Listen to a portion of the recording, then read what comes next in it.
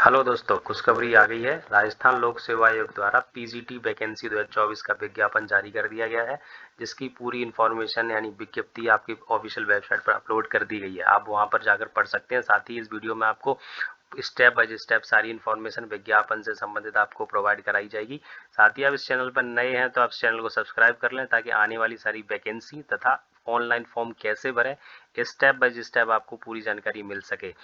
तथा चैनल को सब्सक्राइब जरूर करें। चलिए वीडियो शुरू करते हैं। आपको सबसे पहले राजस्थान लोक सेवा आयोग द्वारा यह वैकेंसी निकाली गई है, पीजीटी यानी पोस्ट ग्रेजुएट टीचर्स के लिए वैकेंसी निकाल दी गई है, जिसकी टोटल वैकेंसी 2202 है।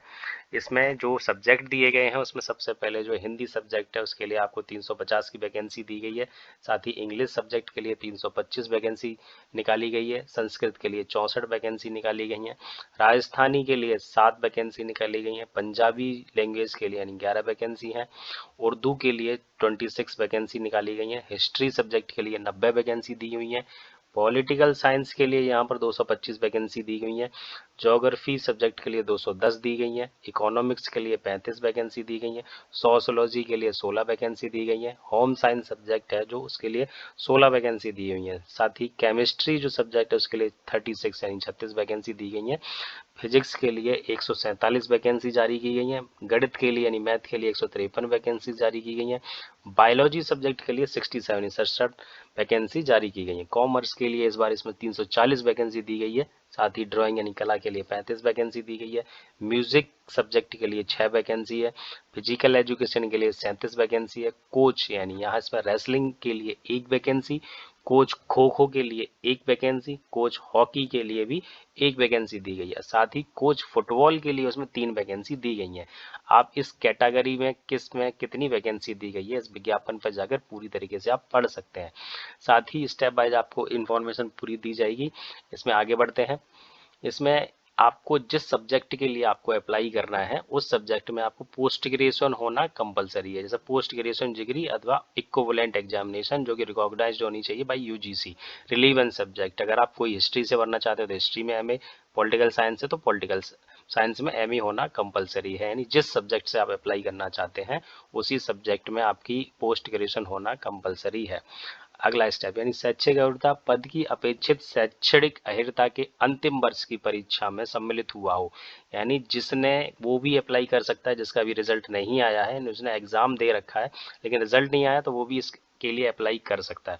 साथ ही सम्मिलित होने वाला हो यानी जिसकी लास्ट एग्जाम बाकी हो और उसमें एग्जाम देने वाला हो कैंडिडेट, वो भी इस वैकेंसी के लिए अप्लाई कर सकता है। लेकिन उससे पहले आपको जब भी एग्जाम होगा नहीं, प्रतियोगी परीक्षा होने से पूर्व उसे अपनी शैक्षिक अहर्ता यानी डिग्री जो है पोस्ट ग्रेजुएशन उसे कंप्लीट करनी होगी, जिसका सबूत उसको आपको देना होगा आयोग को। साथ ही ये जो वैकेंसी है वो 48 है। इसका जो ग्रेड पे है वो 4800 ग्रेड पे है।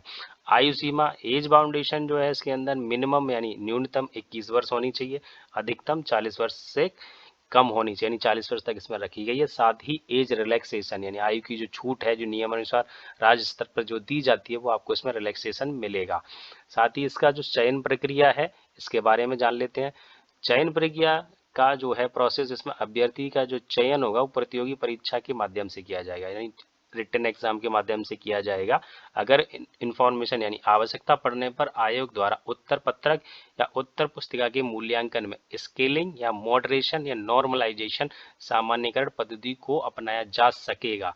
अभी कंफर्मेशन नहीं है, जा सकेगा। यानी संबंधित नियम सेवा नियम के नियम 28 के अनुसार आयोग द्वारा उपयुक्त पाए गए अभ्यर्थियों के नाम राज्य सरकार नियुक्त प्राधिकारी को अनुशंसित किए जाएंगे, जो लिखित परीक्षा में प्राप्तांकों की मेरिट के क्रम में व्यवस्थित होंगे।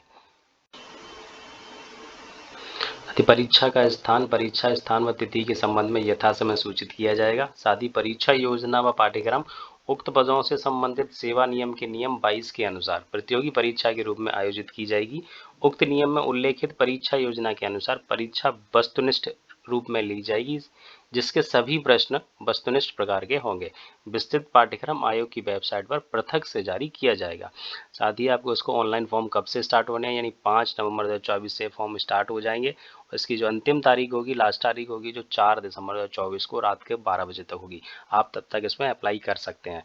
साथ ही आवेदन प्रक्रिया के लिए यानी जब फॉर्म कैसे भरें, इसके लिए एक स्टेप बाय स्टेप आपको एक वीडियो आपको प्रोवाइड करा दी जाएगी। जब 5 तारीख से फॉर्म स्टार्ट होंगे, आपको इसी यूट्यूब चैनल के माध्यम से आपको इस फॉर्म भरने का पूरा प्रोसेस आपको समझा दिया जाएगा। साथ ही आपको ये बता दूं, इस फॉर्म भरने के लिए जो फीस रखी गई है वो सामान्य पिछड़ा वर्ग के क्रीमी लेयर, अति पिछड़ा वर्ग के क्रीमी के अभ्यर्थी 600 रुपये का इसमें फीस जमा करेंगे। साथ ही आरक्षित वर्ग यानी अनुसूचित जात, अनुसूचित जनजात, पिछड़ा वर्ग, नॉन क्रीमी लेयर, अति पिछड़ा वर्ग, नॉन क्रीमी लेयर, आर्थिक रूप से कमजोर वर्ग, शहरिया क्षेत्र के अभ्यर्थियों के लिए जो फीस है 400 रुपये फीस रखी गई। यानी दिव्यांगजन जो हैंडीकैप्ड लोग हैं उनके लिए भी 400 रुपये की फीस रखी गई है। साथ ही आपको ये बता दें, इसमें सिलेबस जो है डिटेल दिया गया, उस पर थोड़ा आगे चलते हैं। यानी स्कीम जो है ये किस तरीके एग्जाम होगा, जिसमें पीजीटी के लिए जिसमें पेपर फर्स्ट यानी जनरल स्टडीज होगा, जो कि 1 घंटा 30 मिनट के लिए होगा। साथ ही इसमें history of Rajasthan and Indian history with special emphasis on Indian national movement पर रहेगी।